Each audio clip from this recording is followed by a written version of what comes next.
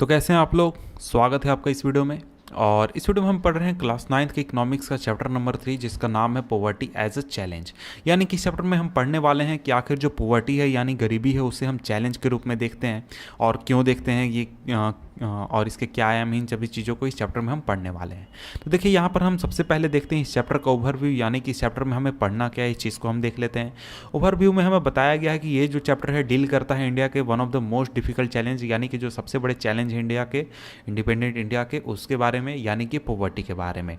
तो सबसे पहले हम पॉवर्टी के बारे में पढ़ेंगे और पॉवर्टी के जो अलग अलग तरह के प्रॉब्लम्स है, बहुत प्रॉब्लम्स, उन सभी चीज़ों को एग्जाम्पल के ज़रिए समझने की कोशिश करेंगे।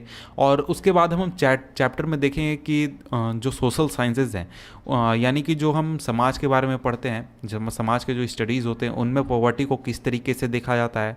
और इसके बाद हम पॉवर्टी ट्रेंड्स देखेंगे इंडिया में।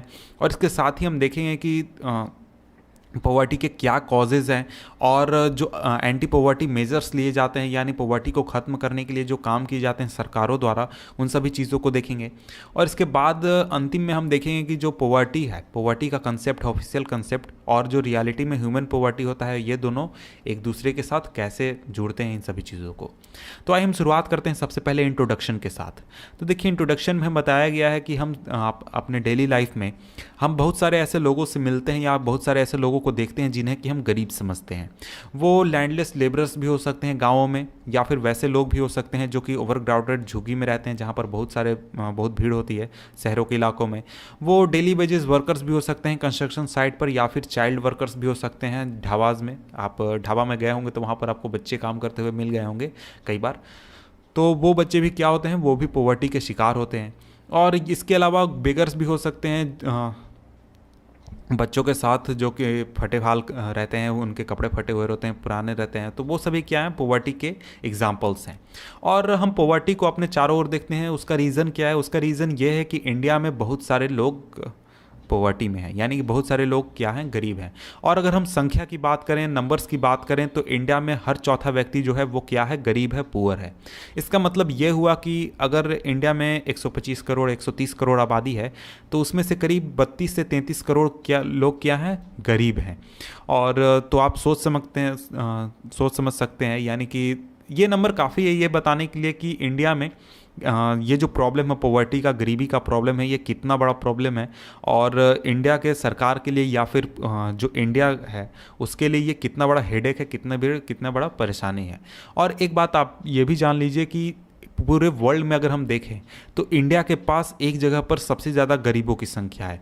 और इतनी बड़ी संख्या, यानी कि करीब 30 करोड़ और 32 करोड़ की हम बात कर रहे हैं, इतने गरीब सिर्फ और सिर्फ इंडिया में। तो सोच सकते हैं कि पूरे वर्ल्ड में इंडिया कितना पीछे है और इंडिया को कितना आगे अभी जाना है। और इस प्रॉब्लम के सीरियसनेस को भी आप समझ सकते हैं। इसके बाद आइए हम एग्जाम्पल देखते हैं। अब एग्जाम्पल में हम देखेंगे अर्बन एग्जाम्पल, यानी कि शहरों में गरीबी कैसी होती है। और इसके बाद अब हम देखेंगे कि गाँवों में जो गरीबी होती है वो कैसी होती है। यहाँ पर हमें दो टिपिकल केसेस देखने हैं, एग्जाम्पल देखने हैं, जो कि जनरली आपको ऐसे ही एग्जाम्पल आप अगर शहर में भी जाएंगे तो देखने को मिलेंगे और गाँव में भी जाएंगे तो देखने को मिलेंगे। तो आइए हम सबसे पहले अर्बन एग्जाम्पल देखते हैं, यानी शहरों में जो गरीब होते हैं उनकी डेली लाइफ कैसी होती है, उनके फैमिली की कंडीशन क्या होती है, इस चीज़ को देखते हैं। तो देखिए एग्जाम्पल में हम देखने वाले हैं एक व्यक्ति का एग्जाम्पल जिसका नाम है रामशरण, जो कि 33 साल का है, 33 ईयर्स ओल्ड है।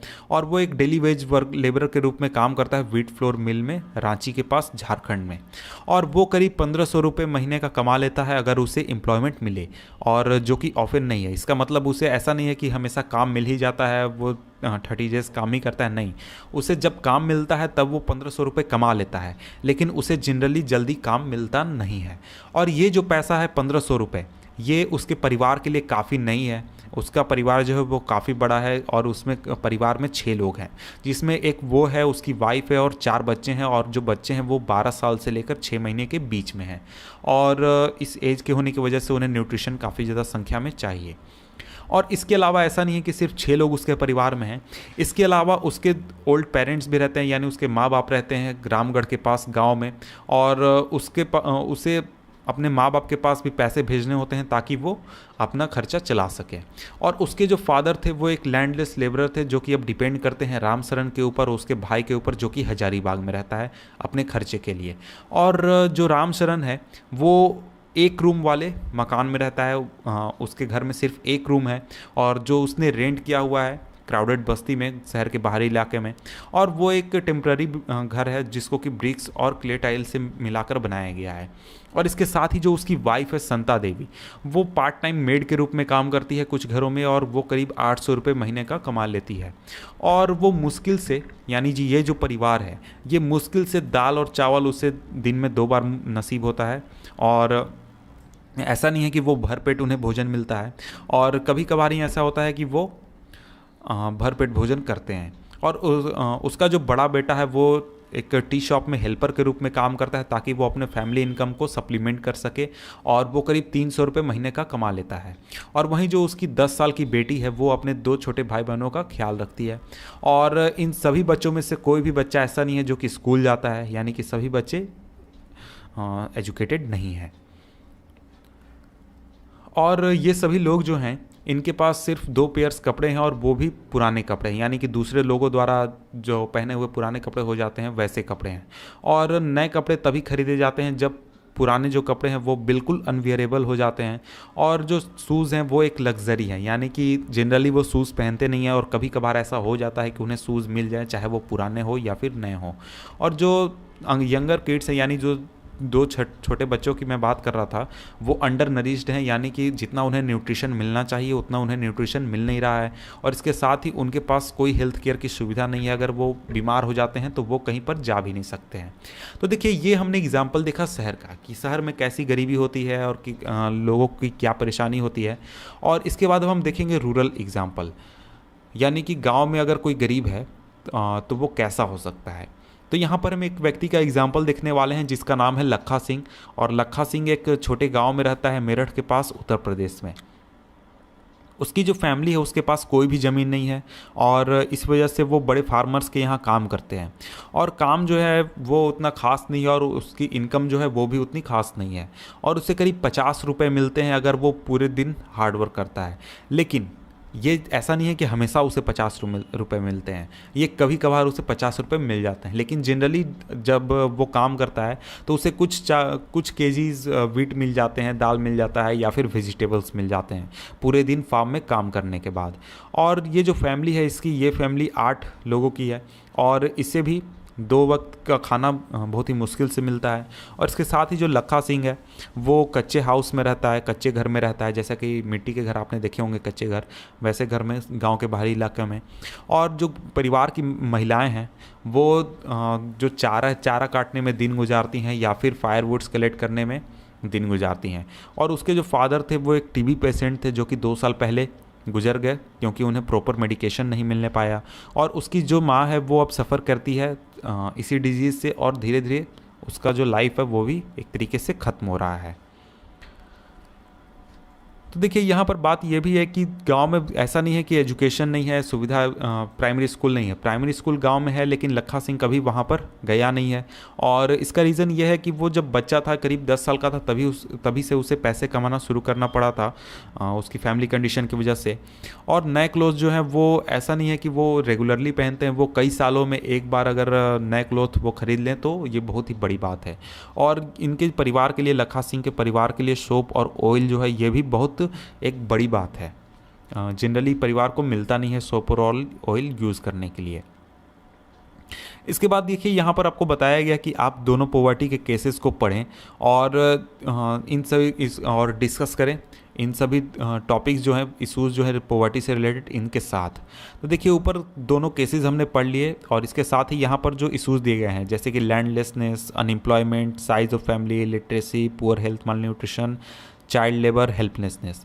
तो आपको ये करना है कि आपको रिलेट करना है इन टॉपिक्स को, इन इशूज़ को, इन दोनों कंडीशंस के साथ किस तरीके से रिलेट करते हैं। इसको आप खुद ही से कर लें, क्योंकि ये आपके लिए आप करेंगे तभी सही होगा। इसके बाद तो देखिए ये जो 2 टिपिकल केसेस हमने पढ़े, ये बहुत सारी चीज़ें बताती हैं पॉवर्टी के बारे में। क्या बताती हैं? तो देखिए पॉवर्टी का मतलब क्या होता है। पॉवर्टी का मतलब होता है कि लोग जो हैं वो भूख उनके पास काफ़ी ज़्यादा होती है, उनका जो नीड है फूड का वो एक तरीके से पूरा नहीं हो पाता, और उनके पास लैक ऑफ शेल्टर भी होता है, यानी उनके पास एक अच्छा घर नहीं होता है। और ये एक ऐसा सिचुएशन भी है, पॉवर्टी एक ऐसा सिचुएशन भी है जहाँ पर जो पेरेंट्स हैं वो अपने बच्चों को स्कूल नहीं भेज पाते हैं, और या फिर एक ऐसा सिचुएशन जहाँ पर कोई अगर बीमार व्यक्ति है वो अपना ट्रीटमेंट अफोर्ड नहीं कर सकता है। पॉवर्टी का मतलब ये भी होता है कि परिवार के पास या फिर व्यक्ति के पास क्लीन वाटर नहीं है या फिर सैनिटेशन की सुविधा नहीं है। इसका मतलब ये भी होता है कि जो परिवार गरीब है या फिर कोई व्यक्ति अगर गरीब है, पॉवर्टी में है, तो उसके पास regular job minimum decent level पर मौजूद नहीं है। यानी कि अगर हम लखा सिंह का एग्जाम्पल याद करें तो लखा सिंह को काम तो मिल जाता था, लेकिन काम के बदले जो पैसा मिलना चाहिए, जो उसे कंडीशन मिलना चाहिए, वो उतना अच्छा नहीं था, इसलिए वो गरीबी के माहौल में था। तो देखिए बाहर ऊपर की जो सभी चीज़ें हैं उसका मतलब ये है, उसका एक तरीके से मीनिंग ये भी हो सकता है कि ये जो लोग हैं, चाहे जो पॉवर्टी में रहते हैं, चाहे आप शहर की बात कर लें या फिर गांव की बात कर लें, ये एक हेल्पलेसनेस की सेंस में रहते हैं, कंडीशन में रहते हैं। यानी कि आप वैसा कंडीशन समझ सकते हैं जहां पर कोई भी व्यक्ति आपकी हेल्प करने के लिए नहीं आ रहा है, आपको किसी तरीके से अपना जीवन गुजर बसर करना है और किसी तरीके से आपको रहना है। और जो गरीब लोग हैं वो एक ऐसे सिचुएशन में रहते हैं जहाँ पर उन्हें सभी जगहों पर इल ट्रीट किया जाता है, उनके साथ बुरा बर्ताव किया जाता है, चाहे फार्म्स में, फैक्ट्रीज़ में, गवर्नमेंट ऑफिसेज़ में, हॉस्पिटल्स में, रेलवे स्टेशंस में, सभी जगहों पर। और ऐसा नहीं है कि कोई भी व्यक्ति पॉवर्टी में रहना पसंद करता है, नहीं, कोई भी व्यक्ति पॉवर्टी में रहना पसंद नहीं करता। और जो सबसे बड़ा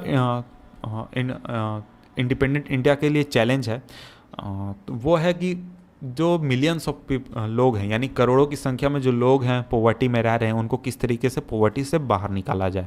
और जो महात्मा गांधी थे वो हमेशा इंसिस्ट करते थे कि इंडिया जो है वो तभी ट्रूली इंडिपेंडेंट हो सकता है जब इंडिया का जो सबसे गरीब व्यक्ति है वो ह्यूमन सफरिंग से फ्री हो जाए, उसे किसी भी तरीके की परेशानी ना हो। तो इसके बाद अब हम देखते हैं इसी का नेक्स्ट टॉपिक है poverty as seen by social scientist, यानी जो सोशल साइंटिस्ट हैं उनके द्वारा पॉवर्टी को किस तरीके से देखा जाता है और पॉवर्टी के बारे में स्टडी किस तरीके से किया जाता है। तो देखिए पॉवर्टी के बहुत सारे आयाम हैं, बहुत सारे रूप हैं, तो इस वजह से जो सोशल साइंटिस्ट हैं उसको अलग अलग तरीके के इंडिकेटर्स के ज़रिए देखते हैं। तो जनरली जो इंडिकेटर यूज़ किए जाते हैं पॉवर्टी को नापने के लिए वो है इनकम का लेवल और कंजम्पशन का लेवल। लेकिन आज अगर हम बात करें तो अब पॉवर्टी को देखने के लिए अलग अलग दूसरे सोशल इंडिकेटर्स का यूज़ किया जाता है, दूसरे सोशल इंडिकेटर्स का यूज़ किया जाता है, जैसे illiteracy level, general resistance due to malnutrition का प्रॉब्लम, या फिर हेल्थ केयर की जो सुविधा है वो कितना मिलता है, जॉब अपॉर्चुनिटीज़ उनके लिए कितना है, सेफ ड्रिंकिंग वाटर उनको कितना मिलता है, सैनिटेशन की सुविधा है या नहीं है। और एनालिसिस जो होता है पॉवर्टी का वो बेस होता है सोशल एक्सक्लूजन पर और वल्नरेबिलिटी पर। तो ये धीरे धीरे बहुत ही कॉमन हो रहे हैं और इसी चीज़ को हम आगे पढ़ने वाले हैं, यानी कि सोशल एक्सक्लूजन और वल्नरेबिलिटी को। तो आइए हम आगे बढ़ते हैं और पढ़ते हैं सबसे पहले सोशल एक्सक्लूजन को। तो देखिए इस कंसेप्ट के अनुसार पॉवर्टी जो है उसको इस तरीके से देखना चाहिए कि जो गरीब लोग हैं, यानी जो पुअर लोग हैं, उनको पुअर सराउंडिंग में ही रहना पड़ता है, गरीब लोगों के साथ ही, पुअर लोगों के साथ ही, और उनको एक तरीके से एक्सक्लूड कर दिया जाता है वैसे लोगों द्वारा जो कि बेटर ऑफ हैं, यानी कि उनकी कंडीशन अच्छी है, वो गरीब नहीं है, तो वैसे सोसाइटी में ये रह नहीं सकते हैं, वैसे सराउंडिंग्स में। और जो सोशल एक्सक्लूजन है वो एक तरीके से कॉज भी हो सकता है और एक तरीके से कंसिक्वेंस भी हो सकता है पॉवर्टी का, यानी कि पॉवर्टी का रीज़न भी हो सकता है सोशल एक्सक्लूजन, और पॉवर्टी का एक तरीके से रिजल्ट भी हो सकता है यूजुअल सेंस में अगर हम बात करें तो। और अगर हम बात करें तो ये एक तरीके का प्रोसेस है जिसके ज़रिए कोई भी इंडिविजुअल या फिर कोई भी एक समूह, लोगों का समूह, वो उसको बहुत सारे फैसिलिटीज़ से एक्सक्लूड कर दिया जाता है, बेनिफिट्स से एक्सक्लूड कर दिया जाता है और अपॉर्चुनिटीज से एक्सक्लूड किया जाता है जो कि दूसरे लोगों को मिल रही हैं, जैसे फॉर एग्जांपल जिन्हें कि बेहतर समझा जाता है। और सबसे टिपिकल एग्जांपल ये है कि सबसे जो अच्छा एग्जांपल है इस चीज़ का कि जो कास्ट सिस्टम है, कास्ट सिस्टम में आप देखते हैं कि बहुत सारे लोग ऐसे होते हैं, एक समूह ऐसा होता है जहाँ इंडिया में जो कास्ट सिस्टम है वहाँ पर एक समूह होता है, उसको कुछ फैसिलिटीज़ से एक्सक्लूड कर दिया जाता है, यानी कुछ एक समूह को फैसिलिटीज़ मिलती हैं बहुत सारी, लेकिन दूसरे समूह को नहीं मिलती हैं। तो ये एक बहुत बड़ा रीज़न है पॉवर्टी का इंडिया में। और सोशल एक्सक्लूजन एक तरीके से ज़्यादा डैमेज करता है वेरी लो इनकम होने के मुकाबले। तो इसको मैं थोड़ा क्लियरली समझा दूं, क्योंकि मुझे नहीं लगता कि आप इस चीज़ को समझ पाए होंगे। देखिए, सोशल एक्सक्लूज़न है क्या? तो सोशल एक्सक्लूज़न एक कंसेप्ट है। इस कंसेप्ट में ये कहा जाता है कि जो गरीब लोग हैं उन्हें गरीबों के आसपास ही रहना पड़ता है, गरीबी के कंडीशन में ही रहना पड़ता है, और उन्हें अमीर लोगों के सोसाइटी से एक्सक्लूड कर दिया जाता है, बाहर कर दिया जाता है, या फिर वो अमीरों के साथ रह नहीं सकते हैं उनके सराउंडिंग में। और सोशल एक्सक्लूज़न जो है, यानी कि इसका हिंदी क्या होगा? एक्सक्लूज़न आप सिंपली समझ रहे होंगे कि बहिष्कार सिंपली कह सकते हैं। तो ये देखिए, सोशल एक्सक्लूज़न जो है ये एक तरीके से कॉज भी है, यानी पॉवर्टी होने का रीज़न भी है, और पॉवर्टी के वजह से सोशल एक्सक्लूज़न होता भी है, यानी दोनों चीज़ है। और सिंपली अगर हम समझें तो ये एक ऐसा प्रोसेस है जिसमें किसी एक व्यक्ति को या फिर लोगों के समूह को कुछ खास फैसिलिटीज़ से, बेनिफिट्स से या फिर अपॉर्चुनिटीज़ से बाहर कर दिया जाता है, एक्सक्लूड कर दिया जाता है, जो कि दूसरे लोगों को मिलती हैं। जैसे कि कुछ खास फैसिलिटीज़ अमीरों को मिलती हैं लेकिन गरीबों को नहीं मिलती हैं। चाहे हम बात कर लें एजुकेशन की, अच्छे एजुकेशन की, हेल्थ केयर की बात कर लें, और भी दूसरी चीज़ों की बात कर लें। और इस चीज़ का जो सबसे अच्छा एग्जाम्पल है वो है इंडिया का कास्ट सिस्टम। इंडिया के कास्ट सिस्टम को अगर आप देखें, आज के पुराना जो कास्ट सिस्टम के बारे में हम पढ़ते हैं या फिर आप देखते होंगे, उसमें आप जानते ही होंगे कि जो हायर कास्ट के लोग थे उनको एजुकेशन की सुविधा मिलती थी, उनको सैनिटेशन की सुविधा मिलती थी, और भी बहुत सारी चीज़ें मिलती थी। लेकिन जो नीचे कास्ट के लोग थे उन्हें ये सभी फीचर्स नहीं मिलते थे। उन्हें ये सभी चीज़ें जो थी, जो कि एक तरीके से बहुत ही इंपॉर्टेंट है डेली लाइफ के लिए, वो चीज़ें नहीं मिलती थी। तो यही चीज़ आज भी होता है, लेकिन ये अलग रूप में होता है। आज यहाँ पर हमारे सामने ये नहीं कह सकते कि कास्ट सिस्टम इंडिया में है, लेकिन एक तरीके से फाइनेंशियली कास्ट सिस्टम मौजूद है, क्योंकि अमीर और गरीब का आज फ़र्क हो चुका है। और सोशल एक्सक्लूज़न जो है वो एक तरीके से गरीब होना, यानी कम इनकम होने से ज़्यादा डैमेज करता है। जो सोशल बहिष्कार है वो ज़्यादा डैमेज करता है। तो मुझे लगता है इस चीज़ को आप समझ गए होंगे। अब हम देखने वाले हैं नेक्स्ट टॉपिक, वल्नरेबिलिटी। तो देखिए, पढ़ते हैं इस टॉपिक को। तो देखिए, वल्नरेबिलिटी का सिंपली मीनिंग होता है असुरक्षा, इस चैप्टर के हिसाब से। तो देखिए, असुरक्षा क्या है? तो ये देखिए, पॉवर्टी का एक मेज़र है। तो ये डिस्क्राइब करता है कि कुछ खास कम्युनिटीज़ जो हैं या फिर कुछ खास इंडिविजुअल, वो एक तरीके से उनकी प्रोबेबिलिटी ज़्यादा होती है, जब उनकी प्रोबेबिलिटी ज़्यादा होती है गरीब बनने की या फिर गरीब रह जाने की कुछ खास कंडीशंस में आने वाले सालों में। तो ये कुछ खास जो कम्युनिटीज़ के कौन से हैं, जैसे कि बैकवर्ड कास्ट हो गए, या फिर इंडिविजुअल्स कौन से, जैसे कि कोई विडो हो गए, या फिर फिजिकली हैंडीकैप्ड पर्सन हो गया। तो इनके ज़्यादा चांसेस होते हैं कि ये या तो आने वाले सालों में गरीब बन जाएं या फिर गरीब एक तरीके से रह जाएं। तो इन्हीं के बारे में हम देखने वाले हैं। तो देखिए, वल्नरेबिलिटी जो है वो एक तरीके से वल्नरेबिलिटी सिंपली मीनिंग असुरक्षा, इसको डिटरमाइन किया जाता है ऑप्शंस जो अवेलेबल हैं अलग अलग कम्युनिटीज़ के लिए। एक तरीके से उनके पास जो अल्टरनेट लिविंग का एक तरीके से ऑप्शन है, चाहे वो एसेट के मामले में हो, या फिर एजुकेशन के मामले में, हेल्थ के मामले में, या फिर जॉब अपॉर्चुनिटीज़ के मामले में। और इसके बाद इसको एनालाइज इस बात पर भी किया जाता है कि उनके पास एक तरीके से ज़्यादा रिस्क होता है उनके ऊपर, जब जो ये ग्रुप होता है ये ज़्यादा प्रॉब्लम्स फेस करता है नेचुरल डिसास्टर के समय में, जैसे कि अर्थक्वेक आ गया, सुनामी आ गया, या फिर टेररिज्म अटैक हो गया। इन सभी चीज़ों के कंडीशंस में, ये फॉर एग्जांपल अगर कोई सुनामी आता है तो ये जो समूह है लोगों का, ये ज़्यादा अफेक्ट होता है या फिर इनके ऊपर ज़्यादा प्रभाव होता है, मुकाबले कि वैसे लोग जो कि वेल ऑफ हैं या फिर जो कि असुरक्षा के कंडीशन में नहीं आते हैं। और इनके पास इन एक एनालिसिस ये भी बताता है कि इनका जो सोशल और इकोनॉमिक एबिलिटी है वो इन सिचुएशंस को या फिर इन रिस्क को एक तरीके से हैंडल आसानी से नहीं कर पाता है। और अगर हम बात करें तो वल्नरेबिलिटी जो है वो एक तरीके से डिस्क्राइब करता है ज़्यादा प्रोबेबिलिटी कि ये लोग ज़्यादा प्रभावित होंगे दूसरे लोगों के मुकाबले जब बुरा समय सभी लोगों के लिए आता है, जैसे कि फ्लड आ गया या फिर अर्थक्वेक आ गया या फिर जब जॉब्स की कमी हो गई, इस तरीके की सिचुएशन आते हैं तो ऐसे लोग जो हैं वो ज़्यादा प्रभावित होते हैं। तो यही टॉपिक था असुरक्षा, यानी वैसे लोगों का के लिए असुरक्षा जो कि वेल ऑफ नहीं है, जिनके पास प्रॉब्लम्स हैं। तो आइए हम आगे बढ़ते हैं और पढ़ते हैं टॉपिक हमारा पॉवर्टी लाइन, क्योंकि इसके पहले यहाँ तक हमने पिछले वीडियो में पढ़ लिया था। और आइए हम शुरुआत करते हैं इस टॉपिक को, पॉवर्टी लाइन को। तो देखिए ये जो हमारा डिस्कशन है पॉवर्टी का, उसके आसपास एक बहुत ही इंपॉर्टेंट चीज़ रहता है, वो है पॉवर्टी लाइन।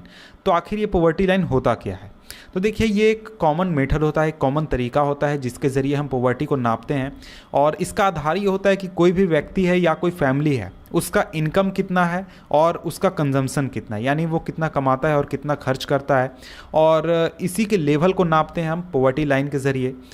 एक कोई भी व्यक्ति जो है उसको पुअर तब समझा जाता है जब उसका जो इनकम है या फिर कंजम्पशन लेवल जो है, यानी उसका खर्च जो है, वो एक मिनिमम लेवल के नीचे चला जाता है, जिसे कि हम जनरली पॉवर्टी लाइन कहते हैं। पॉवर्टी लाइन के अगर नीचे उसका इनकम है और कंजम्पशन है तो वो क्या है, वो गरीब है।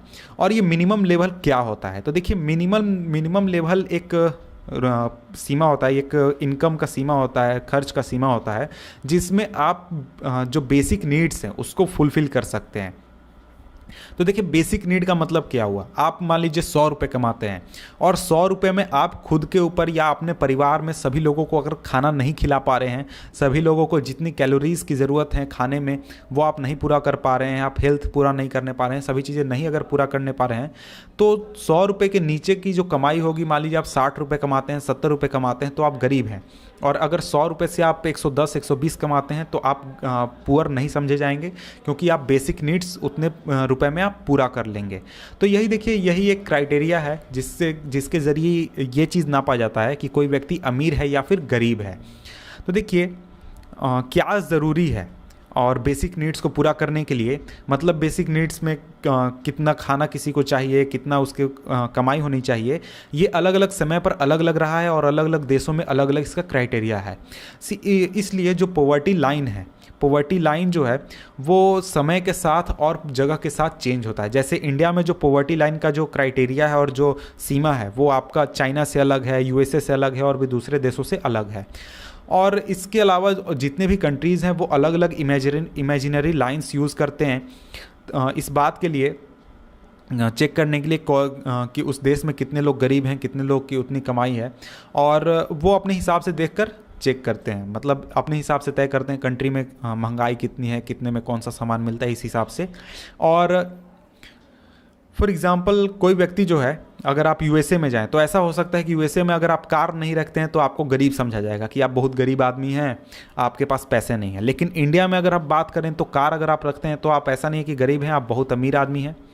ये एक लग्जरी आइटम है इंडिया में, लेकिन यूएसए में ऐसा हो सकता है कि आपको कार नहीं होने पर गरीब समझा जाए।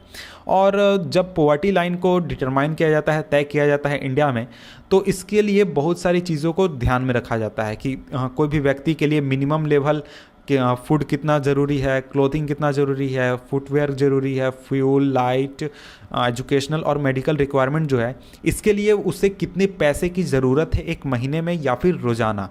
और यानी एक आदमी को चलने के लिए, एक आदमी को चलाने के लिए कितने पैसे की ज़रूरत है। तो ये देखिए, ये जो फिज़िकल क्वांटिटीज़ हैं इनको मल्टीप्लाई किया जाता है इनके पैसे से रुपीज़ में, और उसके बाद फिर तय किया जाता है कि कितने पैसे के नीचे कमाने वाले लोग जो हैं वो उनको गरीब समझा जाएगा और कितने पैसे के ऊपर कमाने वाले लोगों को गरीब नहीं समझा जाएगा। तो देखिए आज जो फॉर्मूला यूज़ किया जाता है फूड रिक्वायरमेंट तय करने के लिए पॉवर्टी लाइन एस्टिमेट करते समय, वो ये है कि एक व्यक्ति को कितनी कैलोरीज़ की ज़रूरत है और वो कैलोरीज़ किन किन फूड से ले सकता है। जैसे वो अगर सीरियल्स लेता है, पल्सेस लेता है, वेजिटेबल्स लेता है, मिल्क लेता है, ऑयल लेता है, शुगर लेता है, तो ये जो चीज़ें हैं इन चीज़ों को ख़रीदने में कितने पैसे खर्च होंगे एक व्यक्ति के मिनिमम रिक्वायरमेंट के हिसाब से, फिर उस हिसाब से रेट तय किया जाता है कि कितना जो इनकम होगा तब उसे गरीब नहीं समझा जाएगा और कितना इनकम से नीचे व्यक्ति को गरीब समझा जाएगा। तो देखिए जो कैलोरी नीड है वो एक तरीके से वैरी करता है एज के ऊपर, सेक्स के ऊपर और टाइप ऑफ वर्क, यानी कि किस तरीके का काम कोई व्यक्ति करता है। फॉर एग्जांपल अगर कोई बच्चा है तो उसका कैलोरी नीड एक बड़े आदमी से अलग है, मेल और फीमेल में कैलोरी नीड अलग है, और क्या काम करता है इस बात पर से भी अलग है, यानी कि कितना हार्ड वर्क करता है, कितना कम वर्क करता है इस बात पर। और जो एक एवरेज जो एक माना गया है कैलोरी रिक्वायरमेंट इंडिया में, वो है 2400 कैलोरीज पर पर्सन। यानी एक व्यक्ति को डेली 2400 कैलोरीज़ की ज़रूरत होती है रूरल एरियाज़ में, और 21 कैलोरीज़ की ज़रूरत होती है अर्बन एरियाज़ में। क्योंकि जो रूरल एरियाज़ में लोग रहते हैं वो खुद को ज़्यादा इंगेज करते हैं फिज़िकल वर्क में, इसलिए कैलोरीज रिक्वायरमेंट जो है रूरल एरियाज़ में उसको हायर समझा जाता है, माना जा गया है अर्बन एरियाज़ से। और इसके साथ ही जो मॉनेटरी एक्सपेंडिचर है पर कैपिटा इन चीज़ों को ख़रीदने के लिए कैलोरी रिक्वायरमेंट के लिए फूड ग्रेन्स के मामले में, यानी कि कितने फूड्स उनको ज़रूरत होती है, इसको रिवाइज़ किया जाता है बार बार कुछ समय के बाद, ताकि प्राइस को कंसीडर किया जा सके, दाम किस चीज़ के कितने बढ़े हैं कितने घटे हैं। तो देखिए इस कैलकुलेशन के हिसाब से, यानी जितने भी ऊपर हमने कैलकुलेशन की बात की कि कितने कैलोरीज की ज़रूरत है, कितना मिनिमम फूड की ज़रूरत है, इन कैलकुलेशन के हिसाब से 2000 ईस्वी में जो पॉवर्टी लाइन तय किया गया था एक व्यक्ति के लिए, वो था 328 रुपये पर महीने। अगर कोई व्यक्ति 328 रुपये पर महीने कमाता है और खर्च करता है रूरल एरियाज़ में, तो उसे गरीब नहीं समझा जाएगा। इसका मतलब ऐसा नहीं है कि उसे गरीब नहीं समझा जाएगा, उसके पॉवर्टी लाइन के नीचे नहीं समझा जाएगा। और अगर कोई अर्बन एरियाज़ में 454 रुपये कमाता है तो उसे पॉवर्टी लाइन के नीचे नहीं समझा जाएगा। ऐसा नहीं है कि वो गरीब नहीं है, उसे सोशल बेनिफिट्स दिए जाएंगे अलग अलग तरह के, लेकिन उसे पॉवर्टी लाइन के नीचे नहीं समझा जाएगा। पॉवर्टी लाइन के नीचे रहने का मतलब एक्सट्रीम गरीबी हो गई, बहुत ज़्यादा गरीबी। देखिए यहाँ पर आप एक चीज़ देख रहे होंगे कि हमने देखा कि रूरल एरियाज़ में हमें 2400 कैलोरीज़ की ज़रूरत है, लेकिन पैसे हमें कितने चाहिए, 328 रुपीज़। लेकिन अर्बन एरियाज़ में हमें 2100 कैलोरीज़ की ज़रूरत है, लेकिन पैसे कितने चाहिए, 454 रुपये, 454 रुपीज़। तो ऐसा क्यों है? तो इसका रीज़न ये है कि हमें शहरों में कम कैलोरी की ज़रूरत है, लेकिन शहरों में जो प्राइसेस हैं डिफरेंट चीज़ों के, उसके लिए ज़्यादा पैसे चुकाने पड़ते हैं लोगों को। और इस तरीके से 2000 ईस्वी में अगर कोई फैमिली है 5 मेंबर्स का, रूरल एरियाज़ में अगर रहता है, तो अगर उस फैमिली का इनकम 1600 रुपये महीने के हैं 1640 रुपये पर मंथ हैं, तो उसे पॉवर्टी लाइन के नीचे समझा जाएगा। 1640 से नीचे अगर इनकम, तो पॉवर्टी लाइन के नीचे समझा जाएगा।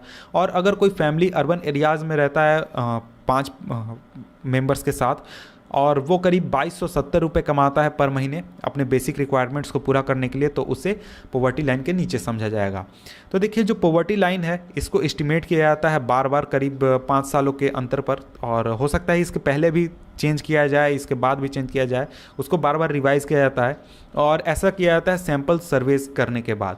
तो देखिए ये जो सैम्पल सर्वेज होते हैं ये किए जाते हैं आपके नेशनल सैम्पल सर्वे ऑर्गेनाइजेशन द्वारा, NSSO द्वारा।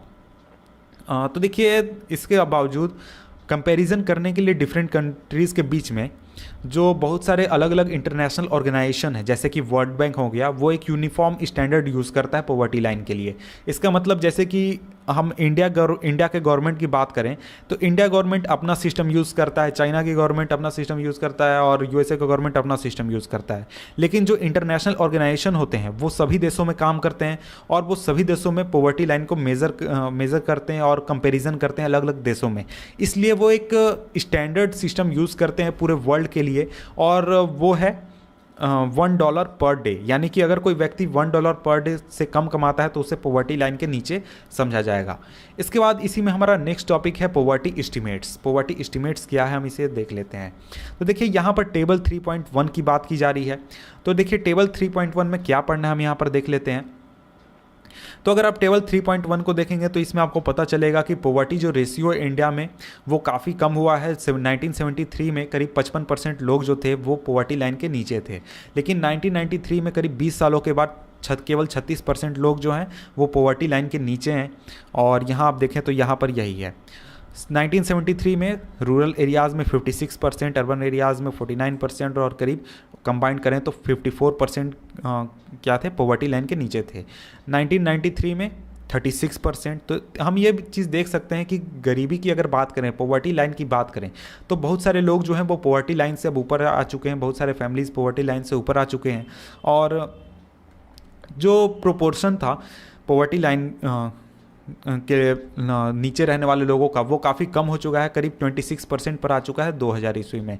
और अगर ये ट्रेंड कंटिन्यू करता है तो जो लोग पॉवर्टी लाइन के नीचे रहते हैं वो करीब 20% से भी कम रह जाएगी पूरी आबादी की। लेकिन जो परसेंटेज है लोगों का पॉवर्टी लाइन से नीचे रहने वाले लोगों का, वो काफ़ी डिक्लाइन हुआ है शुरुआती के 2 डिकेड्स में, यानी 1973 से 1993 के बीच में। लेकिन जो नंबर है गरीबों का, पुअर लोगों का, पॉवर्टी लाइन से नीचे रहने वाले लोगों का, वो करीब 320 मिलियन यानी करीब 32 करोड़ के आसपास रहा है इन 20 सालों के दौरान। और अगर लेटेस्ट जानकारी अगर हम देखें तो ये रिडक्शन नीचे आ चुका है करीब 26 करोड़ के आसपास, 260 मिलियन। इसके बाद अब हम इसी में नेक्स्ट टॉपिक देखते हैं, वो है नेक्स्ट टॉपिक वल्नरेबल ग्रुप्स। तो देखिए वल्नरेबल ग्रुप्स क्या हो गए, तो सिंपली हम इसे हिंदी में समझे तो असुरक्षित समूह कह सकते हैं, असुरक्षित ग्रुप्स कह सकते हैं। तो देखिए जो प्रोपोर्शन है लोगों का बिलो पॉवर्टी लाइन, ये ऐसा नहीं है कि सभी कम्युनिटीज़ के लिए सेम है, सभी सोशल ग्रुप्स के लिए सेम है और सभी जो इकोनॉमिक कैटेगरीज हैं उनके लिए सेम है।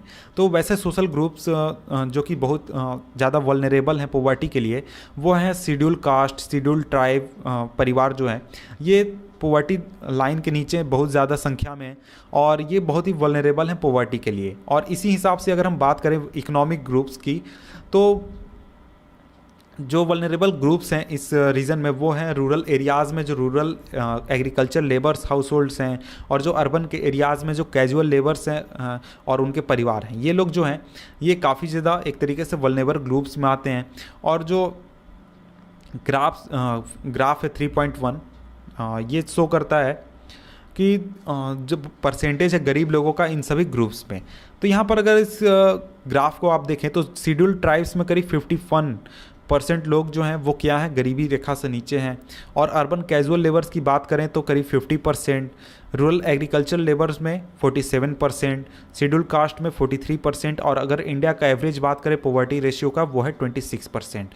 तो इन कम्युनिटीज़ को देख सकते हैं कि इन कम्युनिटीज़ में कितनी संख्या में लोग गरीबी के नीचे रह रहे हैं और कितनी इनको परेशानी है।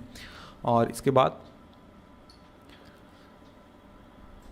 तो देखिए एवरेज जो है इंडिया का गरीब, अगर सभी कम्युनिटीज़ का अगर एवरेज निकालें हम तो 26 है, यानी कि 100 में से 26 लोग क्या हैं, गरीबी रेखा से नीचे हैं। और शेड्यूल ट्राइब की अगर हम बात करें तो 51 लोग, 100 में से 51 लोग क्या हैं, गरीबी रेखा से नीचे हैं, अपने बेसिक नीड्स को पूरा नहीं कर पा रहे हैं। इसी तरीके से 50% जो कैजुअल वर्कर्स हैं वो अर्बन एरियाज़ में पॉवर्टी लाइन के नीचे हैं, और करीब 50% लैंडलेस एग्रीकल्चर वर्कर्स जो हैं वो गरीबी रेखा से नीचे हैं। और इसी तरीके से 43% शेड्यूल कास्ट के लोग जो हैं वो क्या हैं, गरीब हैं, पुअर हैं।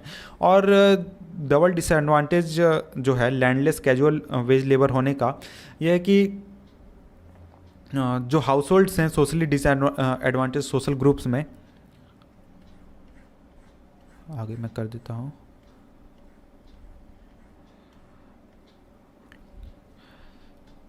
शेड्यूल कास्ट और शेड्यूल ट्राइब्स, शेड्यूल कास्ट और शेड्यूल ट्राइब्स में जो पॉपुलेशन हाइलाइट्स है ये काफ़ी एक सीरियस प्रॉब्लम है। और अगर पिछले कुछ स्टडीज़ की बात करें, ये हमें दिखाते हैं कि जो शेड्यूल ट्राइब्स हाउस होल्ड्स हैं, शेड्यूल टाइप्स हाउस होल्ड को अगर हम छोड़ दें तो जो दूसरे 3 समूह हैं, जैसे कि schedule caste, rural agriculture labours and urban casual labours house hold, इनका पॉवर्टी में एक तरीके से डिक्लाइन हुआ है 1990s के बाद। और इन अगर सोशल ग्रुप्स को अगर हम छोड़ दें तो और जगहों पर काफ़ी ज़्यादा इनइक्वालिटीज़ हैं इनकम में, फैमिली के अंदर भी। गरीब फैमिलीज़ में सभी लोग जो हैं वो सफ़र करते हैं, लेकिन कुछ जो हैं वो बहुत ही ज़्यादा सफ़र करते हैं, जैसे कि महिलाएं जो हैं, एल्डरली पीपल यानी बूढ़े लोग जो हैं, या फिर फीमेल इन्फेंट जो हैं, उनको एक तरीके से सिस्टमेटिकली डिनाई किया जाता है जो रिसोर्सेज अवेलेबल हैं उनके फैमिलीज़ के लिए। फॉर एग्जांपल इस चीज़ को मैं थोड़ा क्लियरली समझा दूँ कि अगर कोई फैमिली है, उसके पास कुछ पैसे हैं, मान लीजिए वो खर्च करना चाहता है कुछ रिसोर्सेज के ऊपर, जैसे एजुकेशन के ऊपर। तो एजुकेशन में जो मान लीजिए उसके पास अगर एक बेटा है और एक बेटी है, तो वो बेटे के ऊपर एजुकेशन के लिए पैसे खर्च करता है लेकिन बेटी के ऊपर खर्च नहीं करता है। तो ये क्या हो गया, ये एक तरीके से ये चीज़ दिखाता है कि कुछ लोग जो हैं गरीब परिवार में ज़्यादा उन्हें परेशानी होती है, ज़्यादा वो वल्नरेबल होते हैं, लेकिन कुछ लोगों को कुछ सुविधाएँ मिल जाती हैं। तो इसलिए जो महिलाएं हैं, जो बच्चे हैं, जो मान लीजिए कि इसमें से ज़्यादा स्पेशली गर्ल चाइल्ड है और जो बूढ़े लोग हैं, उनको एक तरीके से हम कह सकते हैं कि वो गरीबों से भी ज़्यादा गरीब हैं, क्योंकि उनके पास अपना अपना पावर नहीं होता, अपना उनकी कैपेसिटी नहीं होती और उनको एक तरीके से रिसोर्सेज डिनाई कर दिए जाते हैं। इसके बाद यहाँ पर अब एक स्टोरी देखने वाले हैं। स्टोरी है शिवरमन का। तो देखिए, शिवरमन एक व्यक्ति है जो कि एक छोटे से गांव में रहता है, करूर के पास, तमिलनाडु में। करूर जो है वो काफ़ी फेमस है अपने हैंडलूम के लिए और पावरलूम फैब्रिक्स के लिए। और ये जो गांव है इसमें करीब 100 फैमिलीज़ रहते हैं।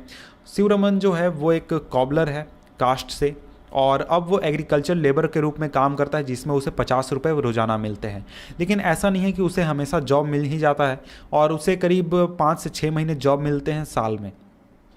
और दूसरे समय में वो शहर में जाकर कुछ काम करता है, और उसकी जो वाइफ है शशिकला, वो उसके साथ काम करती है, लेकिन उसे मुश्किल से ही काम मिलता है। और उसे जब काम मिलता भी है तो उसे सिर्फ 25 रुपये रोज़ाना मिलते हैं उसी काम के लिए जो कि शिवरमन करता है। और उसके परिवार में करीब 8 मेंबर्स हैं। और शिवरमन की माँ जो है उसकी उम्र 65 साल है, वो बीमार है और उसको एक तरीके से जो रोज़ाना के काम है उसके लिए हेल्प की ज़रूरत होती है। और उसकी एक 25 वर्ष की बिन ब्याही बहन है और करीब 4 बच्चे हैं जो कि 1 साल से लेकर 16 साल के बीच में हैं। और उसमें से 3 लड़कियां हैं और 1 लड़का है। और कोई भी लड़की जो है वो स्कूल नहीं जाती है, क्योंकि बुक्स खरीदने के लिए जो पैसे हो चाहिए और भी दूसरे चीज़ों के लिए पैसे चाहिए स्कूल जाने वाली लड़कियों के लिए, वो एक तरीके से लग्जरी के रूप में बहुत ज़्यादा खर्च है जो कि वो अफोर्ड नहीं कर सकता है। उसको एक तरीके से उन लड़कियों की शादी करनी है कुछ समय के बाद, और इसी वजह से वो पैसे नहीं खर्च करना चाहता उनके एजुकेशन के ऊपर अभी। और उसकी जो माँ है वो एक तरीके से लाइफ में उसका इंटरेस्ट ख़त्म हो चुका है, और वो चाहती है कि जल्दी से वो किसी तरीके से मर जाए और इस दुनिया को छोड़कर वो चली जाए। और उसकी जो बहन है और जो बड़ी बेटी है वो घर का ख्याल रखती है। और जो शिवरमन है वो ये प्लान कर रहा है कि वो अपने बेटे को स्कूल भेजेगा जब वो उस उम्र का हो जाएगा, स्कूल भेजने के लायक हो जाएगा। और उसकी जो अनमेरिड बहन है यानी बिन ब्याही बहन है, वो उसका अपनी भाभी से यानी शशिकला से उतना जमता नहीं है, उतना बनता नहीं है, और उनके बीच काफ़ी झगड़े भी होते हैं। और इस वजह से जो शशिकला है वो एक तरीके से उसे बर्डन के रूप में समझती है, लेकिन शिवरमन जो है वो पैसे नहीं होने की वजह से उसके लिए एक अच्छा दूल्हा नहीं खोज पा रहा है। और इसके बावजूद जो फैमिली है उसे मुश्किल से 2 वक्त का खाना मिल पाता है। और शिवरमन जो है वो कभी कभार अपने बेटे के लिए दूध खरीद कर ले आता है, लेकिन इसमें वो दूसरे लोगों को नहीं दे पाता क्योंकि वो काफ़ी गरीब है। तो देखिए, यहाँ पर एक तरीके से एक चीज़ आपने देखा कि जो परिवार है उसमें अलग अलग लोग जो हैं उनको रिसोर्सेज का जो डिस्ट्रीब्यूशन है वो एक तरीके से इक्वल नहीं है। जैसे कि वो अपने बेटे को एजुकेशन देने के लिए तैयार है, लेकिन बेटी को एजुकेशन देने के लिए तैयार नहीं है। उसकी जो बहन है उसे कई सारी परेशानियां और भी बहुत सारी चीज़ें हैं। और इस वीडियो में हम देखने वाले हैं इंटर स्टेट डिस्पैरिटीज़ को, और इसके बाद टॉपिक ग्लोबल पॉवर्टी सिनेरियो को। तो देखिए, इंटर स्टेट डिस्पैरिटीज़ को हम पहले पढ़ते हैं। तो इस टॉपिक में सिंपली हमें ये पढ़ना है कि जो इंडिया के जो स्टेट्स हैं, तो ऐसा नहीं है कि इंडिया में जब हम पॉवर्टी की बात करते हैं तो सभी जितने भी स्टेट हैं सभी में बराबर बराबर पॉवर्टी है। कुछ स्टेट्स ऐसे हैं जहाँ पर पॉवर्टी बहुत कम है, जहाँ पर बहुत कम संख्या में गरीब हैं, और कुछ स्टेट ऐसे हैं जहाँ पर बहुत ही ज़्यादा संख्या में गरीब हैं। तो इंडिया में जो अलग अलग स्टेट हैं वहाँ पर उनके बीच जो एक तरीके की असमानता है पॉवर्टी के मामले में भी। और पॉवर्टी को अगर एक नज़रिए से देखें तो इसका एक अलग नज़रिया है देखने का। तो देखिए, अगर पुअर का प्रोपोर्शन देखें यानी कि किस राज्य में कितने गरीब हैं, ये जो चीज़ है ये अलग अलग राज्यों में अलग अलग संख्या है। इसके बाद वाले पेज में एक ग्राफ है उसको हम देखेंगे, वहाँ पर सारी जानकारी दी गई है। उसके पहले हम यहाँ कुछ पढ़ लेते हैं जो कि यहाँ बताया गया है।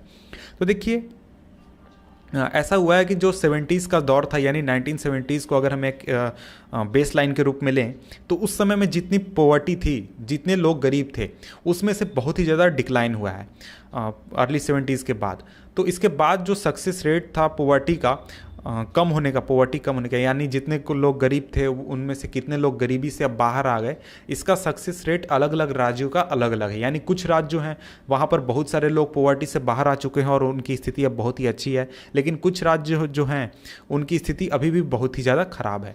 और फिलहाल के जो इस्टीमेट आए हैं, फिलहाल के जो जानकारियाँ आई हैं, उससे देखने पर यह पता चलता है कि 20 राज्य ऐसे हैं और यूनियन टेरिटरीज ऐसे हैं जिनका की जो एवरेज है वो नेशनल एवरेज से लो है। यानी कि अगर इंडिया में 26% करीब पॉवर्टी लाइन के नीचे रहने वाले लोग हैं, तो 20 राज्य या केंद्र शासित प्रदेश ऐसे हैं उनका जो एवरेज है वो उससे नीचे है, यानी 26% से नीचे है।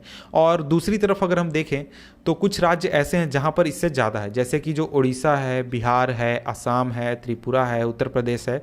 ये जो राज्य हैं इनमें जो पॉवर्टी लाइन के नीचे रहने वाले लोग हैं उनकी संख्या बहुत ही ज़्यादा है और इनकी संख्या नेशनल एवरेज से भी ज़्यादा है। और इसके बाद ये जो राज्य हैं उड़ीसा एंड बिहार, ये दोनों राज्य जो हैं ये इंडिया के पुअरेस्ट स्टेट्स हैं जहां पर पॉवर्टी रेशियो जो है वो 47% और 43% है। यानी कि 100 में से 47 लोग क्या हैं, वो गरीब हैं, 43 लोग क्या हैं, गरीब हैं, पॉवर्टी कंडीशन में हैं।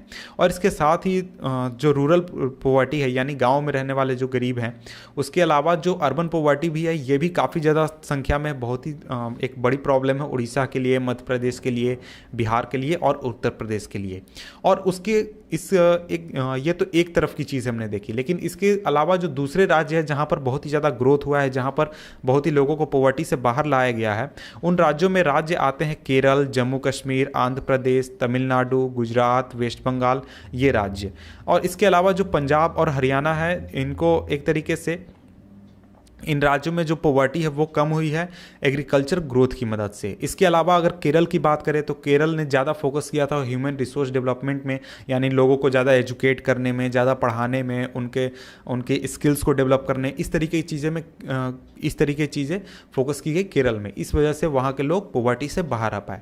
इसके अलावा अगर हम वेस्ट बंगाल की बात करें तो वेस्ट बंगाल में लैंड रिफॉर्म्स काफ़ी ज़्यादा किए गए और इसकी वजह से पॉवर्टी काफ़ी ज़्यादा कम हुई है। तो लैंड रिफॉर्म्स यहाँ पर शॉर्ट में मैं समझा दूं, लैंड रिफॉर्म्स का मतलब ये हुआ कि अगर किसी व्यक्ति के पास मान लीजिए जमींदार जो वर्ड हम सुनते हैं, तो जमींदार के पास बहुत सारा ज़मीन होता था और कुछ लोग होते थे जिनके पास बिल्कुल ही ज़मीन नहीं होता था। तो इस चीज़ में यानी लैंड रिफॉर्म में जो ज़मींदार होता है उससे ज़मीन लेकर, ज़मीन छीनकर जो गरीब लोग होते थे उनको दे दिया जाता था। ये एक तरीके का लैंड रिफॉर्म, ये सिंपली है, इसको आप एक्सप्लेनेशन में पढ़ेंगे तो आपको ज़्यादा समझ में आएगा।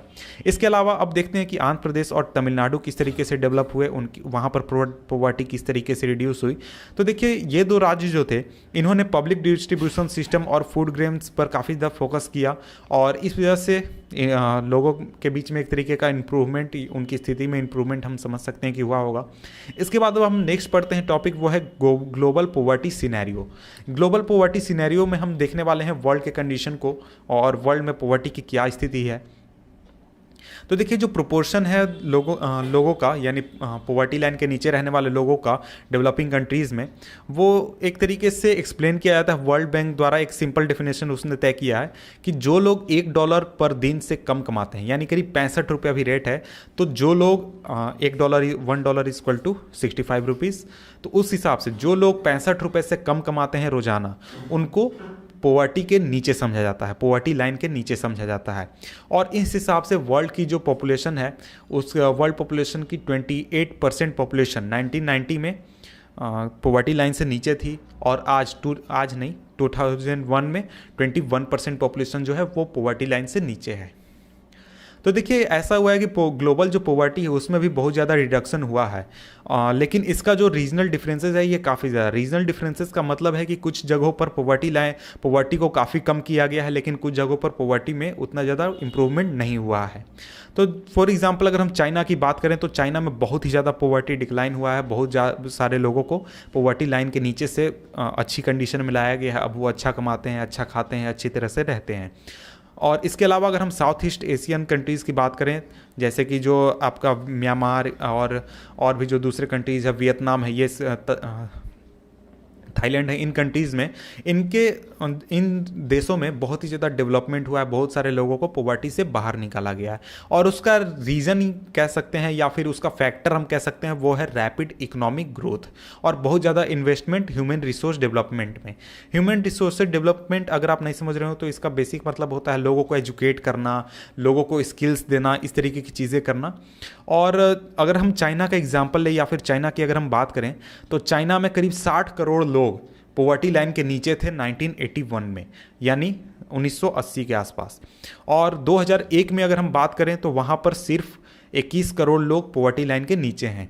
तो 20 सालों में आप देख सकते हैं कि चाइना ने कितना ज़्यादा ग्रोथ किया और कितने सारे लोगों को पॉवर्टी लाइन से बाहर लाया है। और अगर हम साउथ एशिया की बात करें, साउथ एशिया का मतलब हो गया इंडिया, पाकिस्तान, श्रीलंका, नेपाल, बांग्लादेश, भूटान, ये सभी कंट्रीज साउथ एशिया में आते हैं। तो यहाँ पर जो एक तरीके से डेवलपमेंट हुआ है उतना ज़्यादा रैपिड नहीं हुआ है, उतना ज़्यादा जल्दी नहीं हुआ है, ये बहुत ही स्लो है। और इंडिया की बात करें या फिर साउथ एशिया कंट्रीज़ की बात करें तो यहाँ परसेंटेज जो है पुअर्स का ये काफ़ी डिक्लाइन हुआ है, लेकिन जो नंबर है पुअर्स का वो काफ़ी बहुत ही कम हुआ है। 1981 में जो पुअर्स की संख्या थी, यानी जो पॉवर्टी लाइन के नीचे रहने वालों की संख्या थी वो थी 475 मिलियन, यानी करीब 47 करोड़ लोग। और इसी को अगर हम देखें 2001 में तो ये संख्या 428 मिलियन, 42 करोड़ लोग। और अगर हम देखें पॉवर्टी लाइन के डेफिनेशन को तो ये आप जानते ही हैं कि अलग अलग देश जो हैं, अलग अलग कंट्रीज जो हैं वो अपने हिसाब से पॉवर्टी लाइन को तय करते हैं। तो इस वजह से भी अलग अलग पॉवर्टी लाइन की वजह से भी जो इंडिया में पॉवर्टी है वो एक तरीके से हाईयर है नेशनल एस्टिमेट से। और इसके अलावा जो अब हम देखते हैं अफ्रीकन रीजन को, तो जो सब सहारा अफ्रीकन रीजन है वहाँ पर जो पॉवर्टी है वो एक तरीके से बढ़ गई 41% 1981 से 46% 2001 में। और इसके अलावा अगर हम लैटिन अमेरिका की बात करें तो जो रेशियो है पॉवर्टी का वो एक तरीके से अब तक सेम ही रहा है। और इसके अलावा जो पॉवर्टी है वो कुछ सोशलिस्ट कंट्रीज़ में आ भी चुकी है जहाँ पर वो पहले नहीं हुआ करती, जैसे कि रसिया। पहले वहाँ पर सरकारें कहती थी कि पॉवर्टी नाम की चीज़ वहाँ पर कुछ है ही नहीं, लेकिन अब वहाँ पर फिर से पॉवर्टी आने लगे हैं, लोग अब गरीबी रेखा से नीचे रह रहे हैं, स्थिति उनकी काफ़ी ख़राब हो चुकी है। तो देखिए इसके बाद है टेबल 3.2 जिसमें दिखाया गया है प्रोपोर्शन लोगों का, अलग अलग कंट्रीज़ में कितने लोग क्या कहते हैं पॉवर्टी लाइन के नीचे रहते हैं। यहाँ पर आप जैसे देख सकते हैं टेबल 3.2, इसमें नाइजीरिया है जिसमें करीब 70% लोग जो हैं वो $1 से नीचे कमाते हैं डेली, बांग्लादेश में 36%, इंडिया 35%, पाकिस्तान 17%, चाइना 16%। इसी तरीके से 8 कंट्रीज़ का यहाँ पर डाटा दिया गया है। इसके बाद अब हम आगे बढ़ते हैं।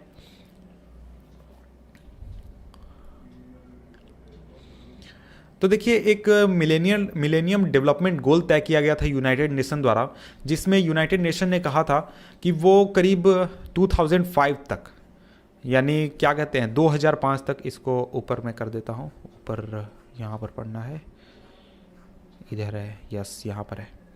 तो मिलेनियम गोल्स में ये कहा गया था कि जो वर्ल्ड का क्या कहते हैं प्रोपोर्शन है पॉवर्टी लाइन के नीचे रहने वाले लोगों का, उसको हाफ कर दिया जाए, यानी जितने लोग अभी पॉवर्टी लाइन से नीचे हैं उसको बिल्कुल आधी संख्या में कर दिया जाए 1990 से लेकर 2015 के बीच में।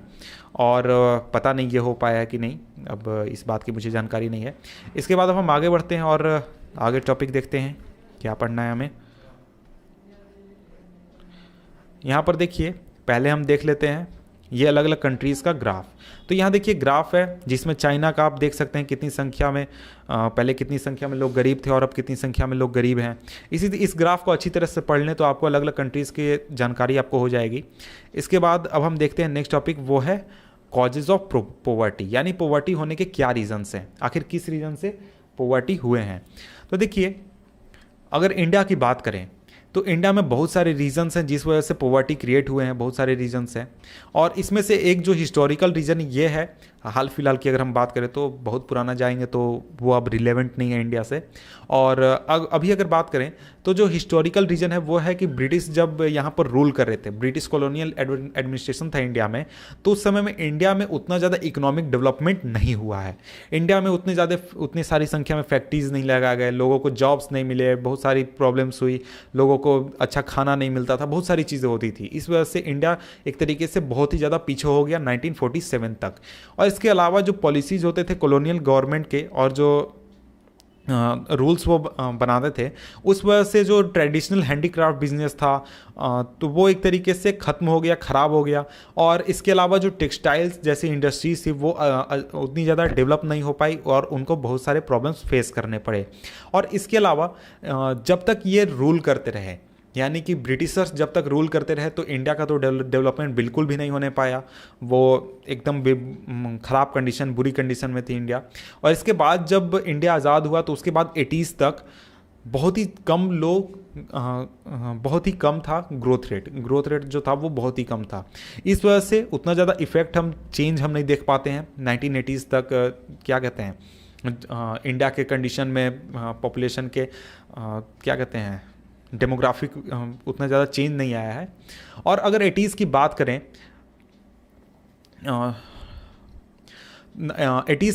80s तक बहुत कम संख्या में लोगों को जॉब्स मिल रहे थे, बहुत कम संख्या में ग्रोथ रेट थी और लोगों के जो इनकम्स थे वो बढ़ नहीं रहे थे। उसका रीज़न क्या था? उसका रीज़न ये था कि इकोनॉमिक ग्रोथ इंडिया में नहीं हो रहा था। इसके अलावा एक और प्रॉब्लम थी जो कि बहुत बड़ी थी, जिसने बहुत ज़्यादा प्रभावित किया इंडिया को, और वो था rapid growth rate of population. यानी जो पॉपुलेशन थी वो बहुत ज़्यादा स्पीड में ग्रो कर रही थी और उसको एक तरीके से कंट्रोल नहीं किया जा रहा था। और ये जो दोनों चीज़ अगर मिल गए, इन दोनों चीज़ के मिलने की वजह से जो एक तरीके से ग्रोथ रेट था पर कैपिटा इनकम का, वो काफ़ी कम हो गया। पर कैपिटा इनकम आप जानते होंगे, अगर नहीं जानते तो आप एक तरीके से पढ़ लें उसे, तब आपको समझ में आएगा, क्योंकि यहाँ पर मैं उसको उतने अच्छे तरीके से एक्सप्लेन नहीं करने पाऊँगा। तो देखिए, इन दोनों जगहों पर फेल करने की वजह से, जैसे कि प्रमोशन ऑफ इकोनॉमिक ग्रोथ और पॉपुलेशन कंट्रोल, इन दोनों जगहों पर जो सरकार है वो एक तरीके से अच्छी तरीके से काम नहीं करने पाई, इन चीज़ों को कंट्रोल नहीं करने पाई। तो इस वजह से जो पॉवर्टी का साइकिल था वो चलता रहा और भी ज़्यादा संख्या में लोग जो थे वो पॉवर्टी में चले गए। और जैसे जैसे जो इरिगेशन की फैसिलिटीज़ बढ़ती गई और ग्रीन रिवॉल्यूशन हुआ, और इस वजह से बहुत सारे जॉब्स जो थे वो क्रिएट हुए एग्रीकल्चर सेक्टर में। लेकिन जो इसका इफेक्ट था वो बहुत ही लिमिटेड था, बहुत ही एक लिमिटेड इलाकों में हुआ था। जैसे सभी जगहों पर आप जानते होंगे कि ग्रीन रिवॉल्यूशन नहीं हुआ था। यूपी के पश्चिमी इलाकों में हुआ था, पंजाब में हुआ था, गुजरात में हुआ था, और भी कुछ राज्यों में हुआ था, लेकिन कुछ राज्यों में बिल्कुल भी नहीं हुआ था। लेकिन जो इंडस्ट्रीज़ थे यहाँ पर भी कुछ जॉब्स क्रिएट हुए थे, पब्लिक सेक्टर में भी और प्राइवेट सेक्टर में भी। लेकिन ये दोनों जो जॉब्स थे एग्रीकल्चर सेक्टर में और इंडस्ट्री सेक्टर में, ये इनफ नहीं थे, ये काफ़ी नहीं थे। उसका रीज़न ये था कि पॉपुलेशन जो था वो काफ़ी ज़्यादा बढ़ रही थी और बहुत ज़्यादा लोग जो थे वो अब जॉब करने के लिए तैयार थे। इस वजह से सारे लोग जो थे वो जॉब के लिए एक तरीके से एब्जॉर्ब नहीं होने पाए इन जॉब्स में, और बहुत सारे लोग अनएम्प्लॉयड रह गए जिन्हें कि अच्छी तरीके से अच्छा इनकम नहीं होने पाया। तो देखिए, ऐसे लोग जो जिन्हें कि शहरों में अच्छी जॉब्स नहीं मिले, तो उसमें से बहुत सारे लोग जो थे वो रिक्शा पुलर्स के रूप में काम करने लगे, वेंडर्स के रूप में काम करने लगे, कंस्ट्रक्शन वर्कर्स के रूप में काम करने लगे, डोमेस्टिक सर्वेंट्स के रूप में काम करने लगे। इस तरीके के छोटे छोटे काम करने लगे जिनमें कि उनका इनकम जो था वो एक तरीके से इरेगुलर था, और हम कह सकते हैं कि डिफाइंड नहीं था कि कितना वो कमाएंगे कि नहीं कमाएंगे, काम मिलेगा नहीं मिलेगा, इस तरीके से। और ये लोग जो थे ये एक्सपेंसिव हाउसिंग, महंगे घर अफोर्ड नहीं कर सकते थे, और इस वजह से वो स्लम्स में रहना उन्होंने शुरू कर दिया। शहर के बाहरी इलाकों में, वैसे इलाकों में जो कि काफ़ी गंदे होते हैं या फिर जहाँ पर कोई नहीं जाता, इस इलाकों में। और जो प्रॉब्लम्स था पॉवर्टी का वो एक तरीके से हम कह सकते हैं पहले रूरल फेनोमेनन हुआ करता था, यानी गाँव की चीज़ हुआ करती थी। लेकिन ये अब अर्बन सेक्टर का भी एक फीचर बन गया, यानी शहरों का भी अब एक हिस्सा बन गया। किस वजह से? क्योंकि बहुत सारे लोग जो थे वो शहरों में आते थे, लेकिन उन्हें उतने जॉब्स नहीं मिल पाते थे, उतने काम नहीं मिल पाते थे जितना वो प्लान करके आते थे या फिर सोच कर आते थे। तो देखिए, दूसरा फीचर जो है हाई पॉवर्टी रेट का, वो फीचर हम नहीं कह सकते, ये एक तरीके की ख़राब ही चीज़ है। हाई पॉवर्टी रेट जो है उसका एक ख़राब चीज़ ये भी है कि जो इनकम इनइक्वालिटीज़ है वो काफ़ी ज़्यादा होते हैं।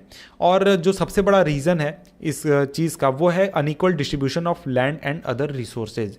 यानी जो लैंड है और जो दूसरे रिसोर्सेज हैं उसका जो डिस्ट्रीब्यूशन है वो एक तरीके का अनइक्वल रहा है, लेकिन मतलब कि सभी लोगों को बराबर रिसोर्सेज नहीं मिले हैं। अगर हम पुराने सिस्टम को की बात कर लें तो पुराने सिस्टम में आप जानते ही हो कि ज़मींदार लोग होते थे, उनके पास काफ़ी सारी ज़मीनें होती थी, लेकिन कुछ लोग होते थे जिनके पास बिल्कुल भी ज़मीनें नहीं होती थी, उन्हें 2 वक्त का खाना भी नहीं मिलने पाता था। तो ये एक एग्जाम्पल है unequal distribution of land and other resources का।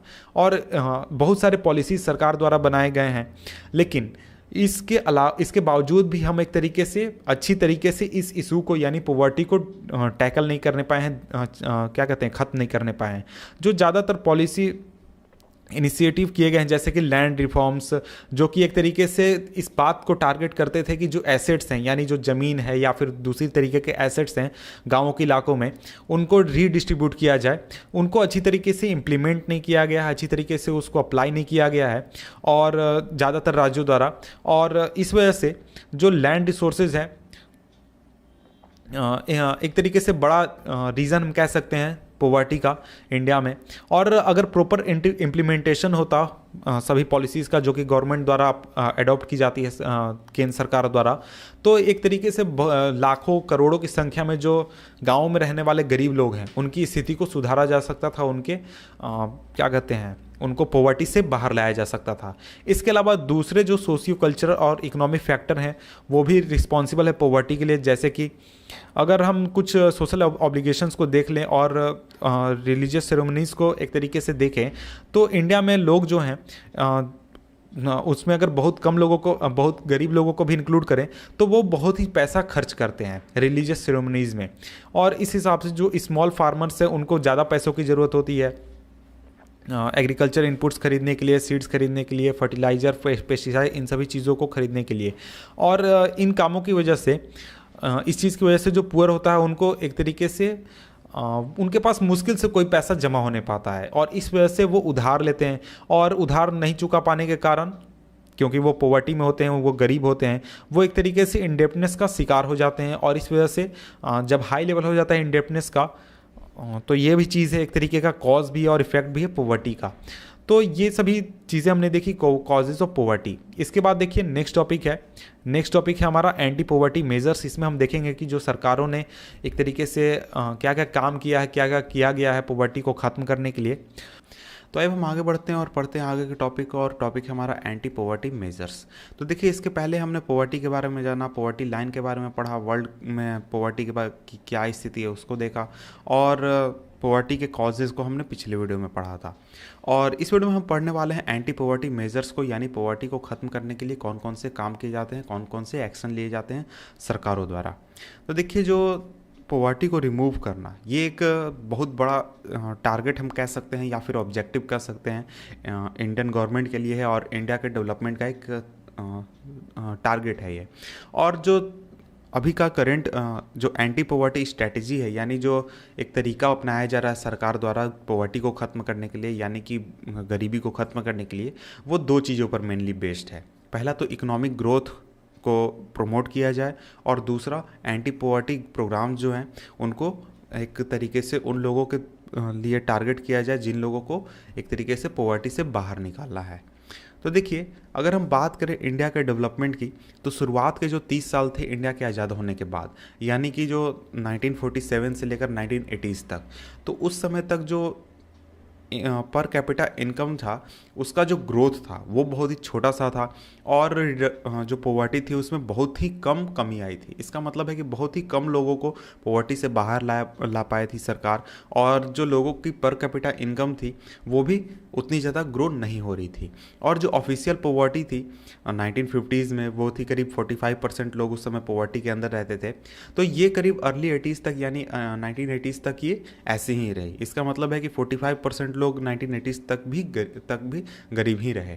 और अगर हम 80s के बाद का दौर देखें तो 80s के बाद का दौर बाद के दौर में इंडिया का जो इकोनॉमिक ग्रोथ है वो एक तरीके से दुनिया में सबसे ज़्यादा फास्टेस्ट रहा है। और अगर पहले से कंपेयर करें यानी 1980 से पहले से कंपेयर करें 1980s के बाद, तो जो ग्रोथ रेट पहले हुआ करता था एवरेज 1970s के समय तक 1980s के समय तक वो था 3.5% एक साल में ग्रोथ रेट। और 1970s के बाद और 1980s 1990s में ये जाकर 6% पर एनम हो गया। और जो हायर ग्रोथ रेट था इसने काफ़ी ज़्यादा हेल्प किया सरकार को भी, देश को भी और लोगों को भी पॉवर्टी को रिमूव करने में, और इसकी वजह से बहुत ही सारे लोग जो थे वो पॉवर्टी से बाहर आने पाए। तो देखिए यहाँ पर एक बात आपको ध्यान देनी चाहिए। तो यहाँ पर आपको साफ साफ इस बात से पता चलता है कि जो इकोनॉमिक ग्रोथ है वो डायरेक्टली रिलेटेड है पॉवर्टी रिडक्शन से। यानी आपका अगर इकोनॉमिक ग्रोथ होगा तो आपके देश में गरीबी हटेगी, लोगों को काम मिलेगा, लोगों को अच्छा भोजन मिलेगा, लोग अब गरीब नहीं रहेंगे। और इसके साथ ही जो इकोनॉमिक ग्रोथ होता है वो लोगों के लिए अपॉर्चुनिटीज़ खोलता है, लोगों के लिए रिसोर्सेज प्रोवाइड कराता है, जो कि एक तरीके से उनको अपने लाइफ को अच्छा बनाने में, बेहतर बनाने में ज़रूरत है। और लोग जो हैं वो आसानी से ह्यूमन डेवलपमेंट में एक तरीके से क्या कहते हैं, इन्वेस्ट कर पाते हैं। तो देखिए ये जो चीज़ है यानी कि जो इकोनॉमिक ग्रोथ है वो एक तरीके से लोगों को इनकरेज करता है कि लोग अपने बच्चों को, यहाँ तक कि गर्ल चाइल्ड को भी, बहुत सारी जगहों पर गर्ल चाइल्ड को बहुत सारी फैसिलिटीज़ नहीं दी जाती है, ये तो पहले हमने पिछले चैप्टर में देखा ही था।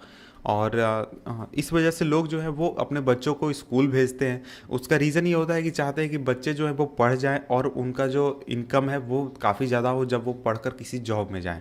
इस वजह से लोग काफ़ी ज़्यादा इन्वेस्टमेंट करते हैं एजुकेशन में और बच्चों की स्किल को बेहतर बनाने में। लेकिन यहाँ पर आपको एक बात ध्यान देनी चाहिए कि जो गरीब लोग हैं वो एक इतनी आसानी से इस पूरे अपॉर्चुनिटीज़ का एडवांटेज नहीं लेने पाते हैं जो कि इकोनॉमिक ग्रोथ द्वारा क्रिएट की जाती है। और इसके साथ ही जो ग्रोथ है एग्रीकल्चर सेक्टर में वो उतना ज़्यादा नहीं हुआ है जितना होना चाहिए था। और एक बात आपको ध्यान रखनी चाहिए कि बहुत सारे लोग जो है वो एग्रीकल्चर सेक्टर में ही आज काम कर रहे हैं। इंडिया में मेरे ख्याल से शायद सबसे ज़्यादा लोग अभी एग्रीकल्चर सेक्टर में ही काम करते हैं। तो इस सेक्टर का जब तक ग्रोथ नहीं होगा तब तक लोगों की स्थिति उतनी ज़्यादा बेहतर नहीं हो सकती है, क्योंकि ज़्यादातर जो गरीब हैं वो मेनली एग्रीकल्चर सेक्टर के वर्कर्स ही हैं जो कि गाँव में खेतों में काम करते हैं। और ये जो चीज़ है ये एक तरीके से पॉवर्टी पर बहुत ही ज़्यादा एक तरीके से हम भार कह सकते हैं कि बहुत सारे लोग जो है वो एग्रीकल्चर से रिलेटेड हैं और वही पॉवर्टी के अंदर रहते हैं विलेजेस में, और जो कि एग्रीकल्चर पर डिपेंडेंट हैं। इसके बाद आगे बढ़ते हैं। तो देखिए इन सभी सर्कमस्टांसेस में यानी इन सभी कंडीशंस में एक बहुत ही ज़्यादा ज़रूरत है एंटी पॉवर्टी प्रोग्राम्स चलाने की, जो कि ऐसे लोगों को टारगेट करे जो कि पॉवर्टी के नीचे रहते हैं और उनको वैसी सुविधाएं मिले जो कि जिसका उपयोग करके वो आसानी से खुद को पॉवर्टी से बाहर निकाल सके। तो इसके लिए बहुत सारे स्कीम्स चलाए गए हैं पॉवर्टी को ख़त्म करने के लिए, और पॉवर्टी को डायरेक्टली ख़त्म करने के लिए और इनडायरेक्टली भी ख़त्म करने के लिए। और उसमें से कुछ जो हैं वो बहुत ही एक तरीके से इम्पॉर्टेंट हैं जो कि जिनके बारे में हम यहाँ पर छोटे सा बात करने वाले हैं। तो देखिए एक नरेगा के आप जानते होंगे, मनरेगा अब उसका नाम हो चुका है, Mahatma Gandhi national rural employment guarantee act. तो ये 2005 में पास हुआ था, सितंबर 2005 में। और इसमें कानून ये है कि 100 दिनों का रोजगार किसी भी व्यक्ति को गांव के इलाके में प्रोवाइड किया जाता है जिसके पास जॉब नहीं है। शुरुआत में इसे 200 डिस्ट्रिक्ट में लागू किया गया था, बाद में इसे 600 डिस्ट्रिक्ट में फैला दिया गया। और इसमें एक बात ये भी है कि जो इसमें जॉब्स हैं उसमें 1/3 जॉब जो है वो रिजर्व कर दिया गया है वुमेन्स के लिए। और इसके साथ ही जो सेंट्रल गवर्नमेंट है वो एक national employment guarantee fund establish करेगी जिसके ज़रिए पैसे प्रोवाइड किए जाएंगे स्टेट्स को। और इसके साथ ही स्टेट गवर्नमेंट जो है वो state employment guarantee fund create करेगी ताकि इस स्कीम को इम्प्लीमेंट किया जा सके। यानी स्कीम के लिए जो पैसे मिलेंगे सेंट्रल गवर्नमेंट को उसको खर्च करने के लिए इस फंड को स्टेट गवर्नमेंट क्रिएट करेगी।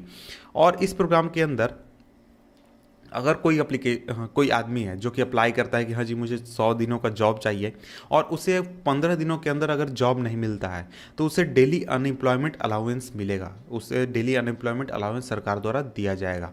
और इसके साथ ही एक दूसरा इंपॉर्टेंट स्कीम है national food for work programme, NFWP। इसको लॉन्च किया गया था 2004 में 150 मोस्ट बैकवर्ड डिस्ट्रिक्ट में इंडिया में।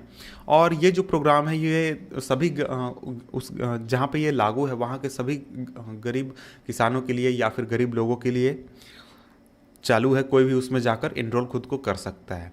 और ये उन लोगों के लिए जो जिनको कि वेज एम्प्लॉयमेंट की ज़रूरत है और कोई भी ऐसा काम करना चाहते हैं जिसमें कि किसी तरह की स्किल की ज़रूरत नहीं होती है। और इसको एक तरीके से फुली तरीके से सेंट्रल गवर्नमेंट इसके लिए पैसा देती है और इसमें स्टेट गवर्नमेंट जो है वो कोई भी अपना पैसा नहीं लगाती है। और इसके साथ ही इसके लिए फूड ग्रेन्स जो है वो फ्री ऑफ कॉस्ट दिया जाता है स्टेट्स को ताकि इसको डिस्ट्रीब्यूट किया जाए।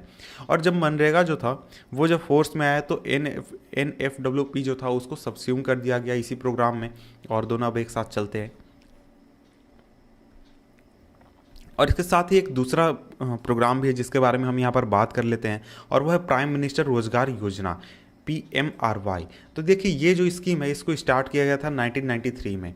तो देखिए इस स्कीम का एक तरीके से टारगेट था कि लोगों में एक तरीके का सेल्फ एम्प्लॉयमेंट क्रिएट किया जाए, सेल्फ एम्प्लॉयमेंट अपॉर्चुनिटी दिया जाए लोगों को जो कि एक तरीके से एजुकेटेड हैं लेकिन उनके पास जॉब नहीं है। और ये एक तरीके से टारगेट करता था रूरल एरियाज़ को और इसके साथ ही स्मॉल टाउन्स को, यानी छोटे शहरों में जो लोग रहते हैं।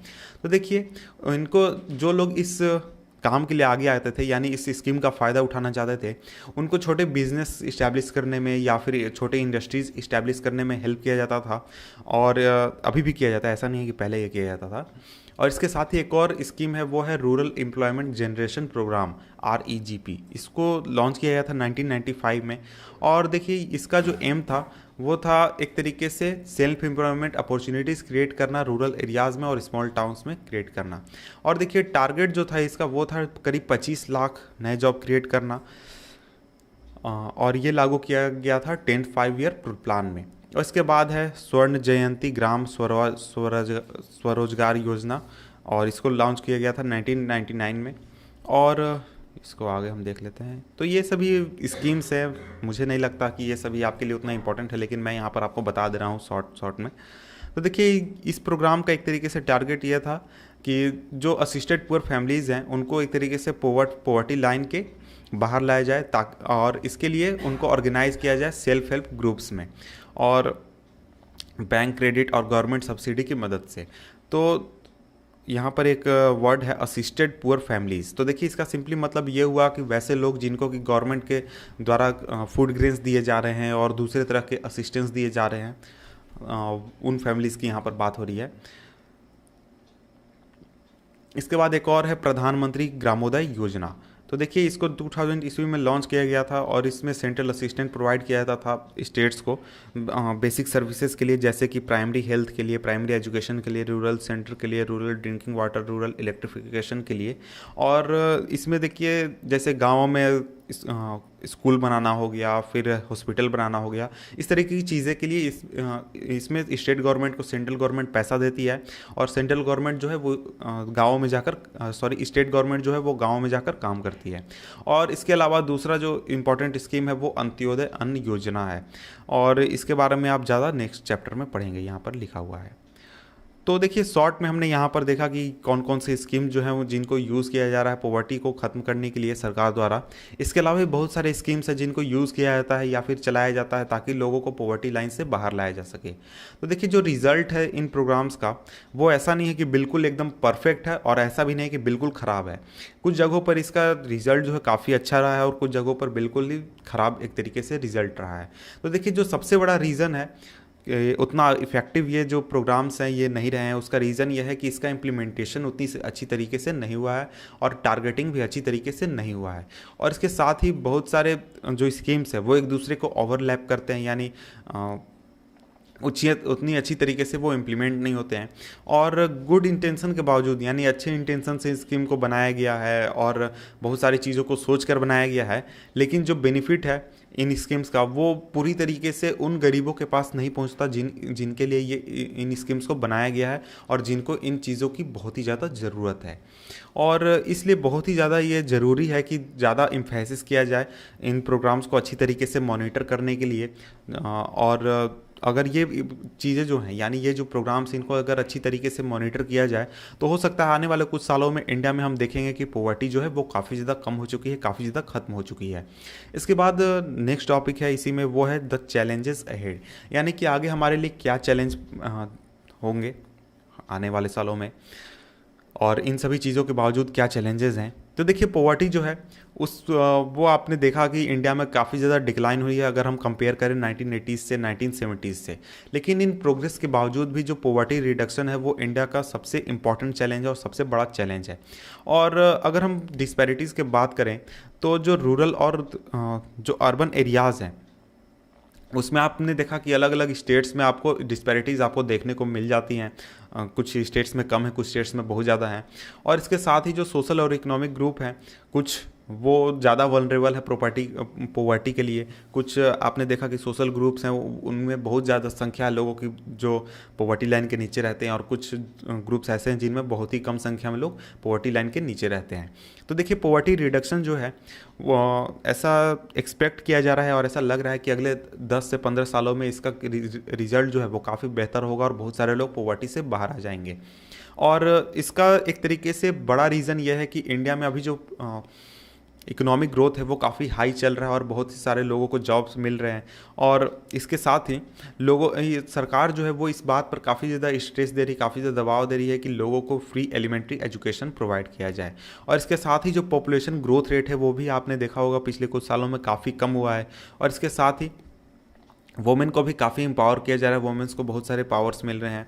और जैसा कि आप जानते ही होंगे कि जो पंचायत इलेक्शंस होते हैं, लोकल बॉडी इलेक्शंस होते हैं, वहाँ पर लोगों वोमेन्स के लिए सीट रिजर्व कर दिए गए हैं।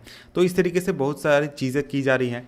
और इसके साथ ही जो इकोनॉमिकली वीकर सेक्शंस है सोसाइटी के और जो सोशली वीकर सेक्शंस हैं उनको एम्पावर करने की कोशिश की जा रही है और उनको एलिवेट करने की कोशिश की जा रही है कि वैसे कंडीशन में आ जाएं कि वो आसानी से अपना ख्याल रख सके और वो पॉवर्टी लाइन के बाहर आ जाएं।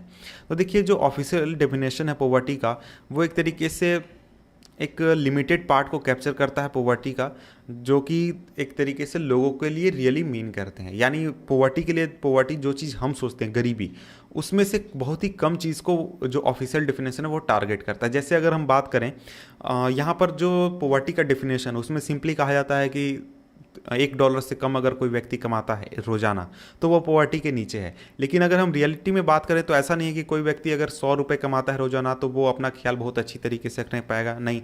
उसके बावजूद भी उसे बहुत सारे प्रॉब्लम्स है और हम कह सकते हैं कि वो अभी भी गरीबी के कंडीशन में ही है।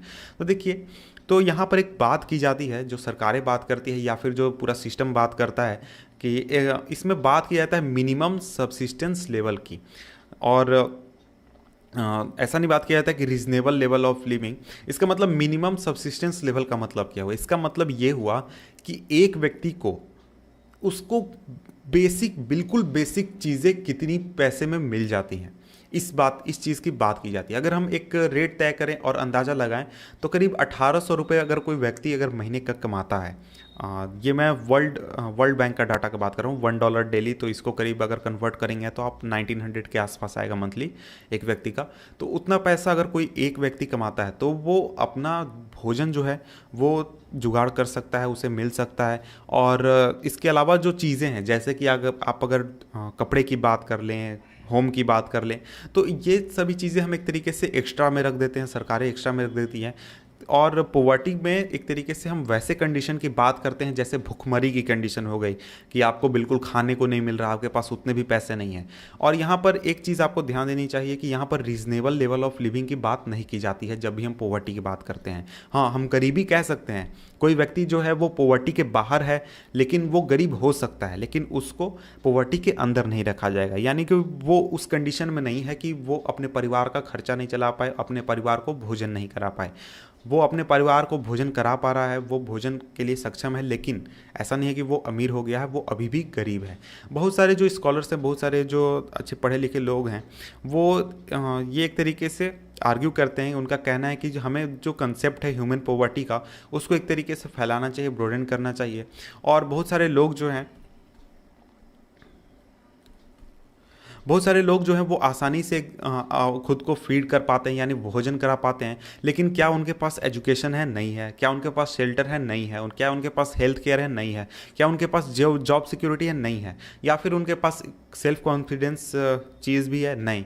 और क्या उनके पास कास्ट डिस्क्रिमिनेशन और जेंडर डिस्क्रिमिनेशन से वो फ्री हो चुके हैं, उनके साथ कोई डिस्क्रिमिनेशन नहीं होता है? नहीं। और क्या प्रैक्टिस जो है चाइल्ड लेबर का वर्ल्ड में वो ख़त्म हो चुका है? नहीं, अभी भी वो चलता है।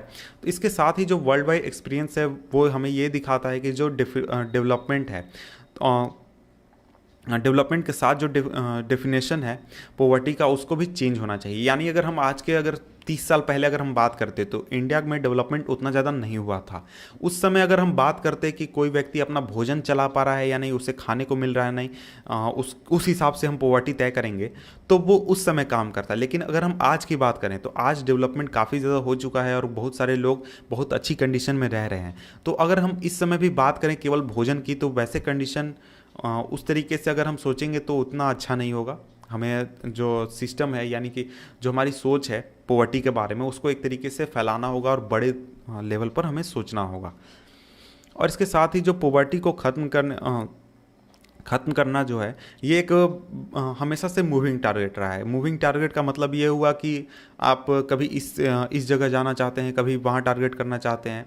मतलब कि आज पॉवर्टी इस फेज़ में है या इस तरीके से, मतलब कि कभी सोशल बैकवर्ड जो ग्रुप्स हैं उनको आप टारगेट करना चाहते हैं, कभी जो इकोनॉमिकली वल्नरेबल ग्रुप्स हैं उनको आप टारगेट करना चाहते हैं। तो ऐसा नहीं है कि एक पॉवर्टी एक चीज़ है जिसमें आप एक तरह की स्कीम चलाकर या एक तरह के काम करके आप पॉवर्टी को ख़त्म कर सकते हैं। नहीं, आपको पॉवर्टी को ख़त्म करने के लिए हमेशा समय के अनुसार आपको अलग अलग रूल्स बनाने होते हैं, अलग अलग आपको प्रोग्राम्स चलाने होते हैं। जैसे कभी आपको सोशली वीक क्लासेस को टारगेट करना होता है, कभी इकोनॉमिकली वीक क्लासेस को टारगेट करना होता है। अगर आप अर्बन एरिया में देखें तो वहाँ पर लोगों को टारगेट करना होता है। इस तरीके से आपको हमेशा अलग अलग रूल्स या फिर अलग अलग तरीके अपनाने होते हैं पॉवर्टी को ख़त्म करने के लिए। और अगर हम भविष्य की बात करें तो भविष्य में बहुत ही आसानी से हम एक मिनिमम जो एक बेसिक नेसेसरी चीज़ है वो हम प्रोवाइड कर सकते हैं लोगों को, अगर हम अगले 10 साल की बात करें तो। लेकिन जो टारगेट जो है वो अगले 10 साल में भी एक तरीके से आगे बढ़ जाएगा और चेंज हो जाएगा, और ये हमारे लिए उस समय भी एक बड़ा चैलेंज रहेगा। जैसे कि हेल्थ केयर प्रोवाइड कराना, एजुकेशन प्रोवाइड कराना, जॉब सिक्योरिटी प्रोवाइड कराना, और इसके साथ ही जेंडर इक्वालिटी और डिग्निटी प्रोवाइड कराना पुअर के लिए। तो ये जो चीज़ें हैं और उस समय और भी बड़ी चीज़ें हो जाएंगी, और भी बड़े टारगेट्स हो जाएंगे सरकार के लिए भी और देश के लिए भी। तो देखिए ये हो गई पॉवर्टी के बारे में बात। तो यहाँ पर हम ख़त्म करते हैं हमारा चैप्टर। तो मिलते हैं आपसे हम नेक्स्ट वीडियो में किसी और चैप्टर के साथ। तब तक के लिए गुड बाय।